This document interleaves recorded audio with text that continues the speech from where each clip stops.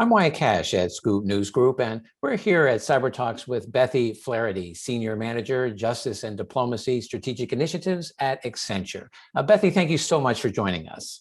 Thank you for having me.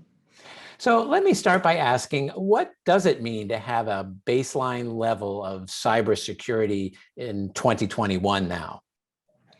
Absolutely. So, in 2021, organizations should be focusing on risk and not just meeting compliance requirements or acquiring software tools. The real mindset should be realizing it's not about if an asset will be compromised, but really when it will be compromised. So every organization is different, but to have a baseline level of cybersecurity means looking at more than just the technology. I think we need to focus on the people side and fostering a security-minded culture supported by awareness, by tools, by training. And we need to consider that threat actors are constantly adapting and changing tactics, and the world is more remote with more devices than ever before.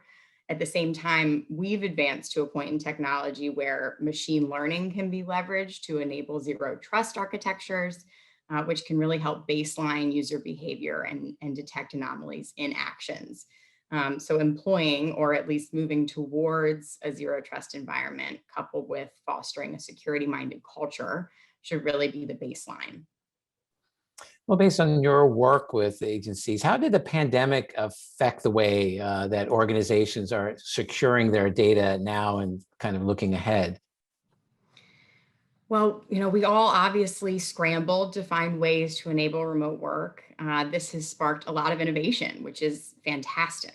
CIOs and CISOs have been able to finally get attention on modernization like they haven't been before, and to get the budgets they need to actually enable remote work. But the pandemic has also brought to light key issues with the way we've historically looked at cybersecurity.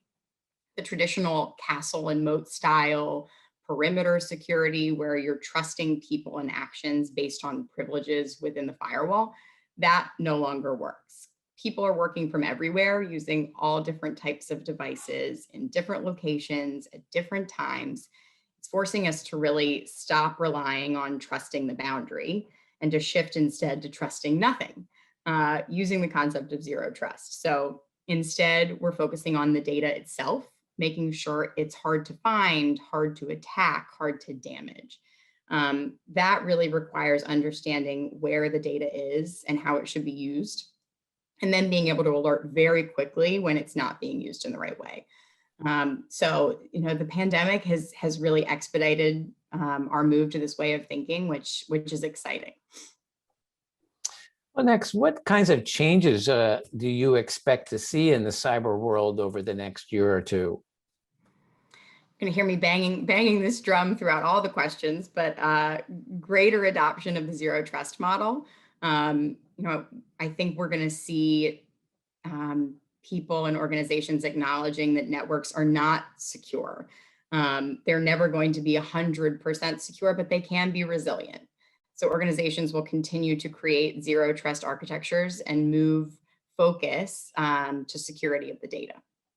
And then I think also more focus on metrics that matter. We're going to start getting rid of that noise. It's something that we talk about a lot, and I think we're starting to see more and more of, is how do we get rid of the noise in your reporting? So rather than tracking the number of compromise, can we do something more valuable like tracking mean time to detection or mean time to response? Really focusing on metrics that matter around resiliency. And then I think greater use of automation. Automation minimizes opportunities for human error or for key issues getting lost in the noise, and really reserves the human brains for analyzing the highest risk situations.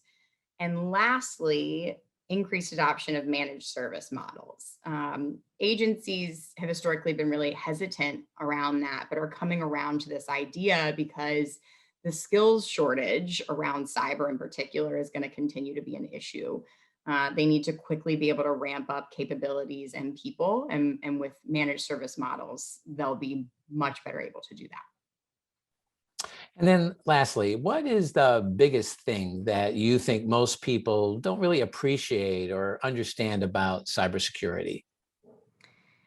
I think it's that cybersecurity is a people problem, not just a technology problem. Your people can be your greatest strength or your biggest weakness. So we really need to build a security-minded culture that can adopt the values and behaviors that minimize the risk of security breaches and maximize organizational resiliency. You know, cyber is not just technology. It is a much broader concept, and people are really, really at the center of it. Well, Bethy Flaherty, thank you so much for sharing some of your insights on cybersecurity and just taking time to give us kind of your perspective on where we see that going in the future. So thank you for being with us. Thank you so much for having me.